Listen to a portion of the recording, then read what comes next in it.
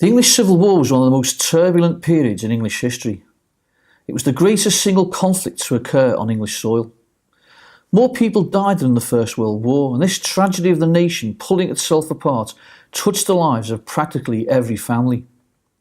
The war began as a dispute between Parliament and King Charles I, largely over his reluctance to consult with his government before making crucial decisions over matters of law, taxation, religion and the military. Negotiations frequently broke down with the result that both sides resorted to facing each other on the battlefield, and when the King raised his standard in Nottingham in August 1642, it began 7 years of bloodshed where the country was torn in two and often saw families split, with fathers and sons fighting on different sides. Actual hostilities began on the fields of Edge Hill in Warwickshire on the 23rd of October 1642. The outcome of that battle was in fact a stalemate. But little did people realise how long this war was actually going to carry on for.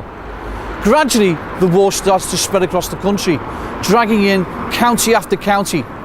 In Cheshire, they didn't want to get involved at all. And in fact, they got together and formed the Treaty of Bunbury. But gradually, county after county were drawn into it. And here in Chester, the city became under siege. And this is the story of those events. The building behind me belonged to Thomas Cowper. He was the mayor of Chester during the period of the war. Chester tried to remain neutral during this period. In fact, the whole of the county did. But this was going to be a tough ask.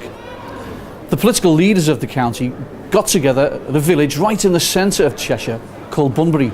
And there they thrashed out a load of ideas which they listed, which they're going to send off to the king. They put things down like, we don't want the battle to be fought in Cheshire at all. The borders are closed. We don't want to declare for one side or the other.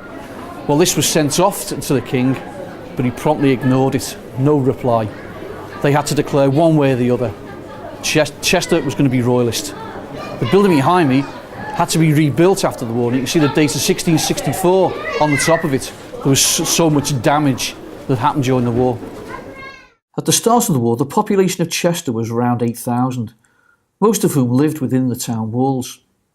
Chester was strategically important as it commanded the important crossing of the River Dee, and it was the county town of Cheshire, and therefore a centre for local government and the economy, and it was also a religious centre for the North West and North Wales.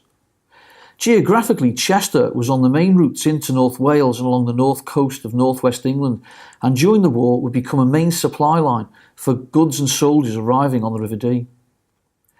Many wealthy traders had taken advantage of some of the tax privileges which had brought great prosperity to Chester, and the town was dominated by many of these wealthy men who also governed the town on the council, and therefore it was inevitable they would declare for the Royalists. These pro-Royalists were led by the Gamel brothers, the Cowpers, and the family of Randall Home. Early in the war, King Charles visited Chester. He wants to keep a check on how his defences were going. The whole purpose about this is that Chester was actually a port, the biggest port in the northwest. He had to maintain the supply line of troops, food, weapons, all coming from either Ireland or the north coast of Wales. He had to keep Chester open. In the early stages of the war, most of the country was understandably reluctant to take part, and a number of counties declared themselves to be neutral. But leaders of both sides had little patience with this and were determined in their aim to control the whole of the country and ignored such declarations. Consequently, there were few areas that were not touched by this war, and in many cases a great deal of damage was done to towns and villages, and of course to the people who lived there. Certain towns are of great strategic importance, especially towns like Bristol, Hull and Liverpool, which were all ports.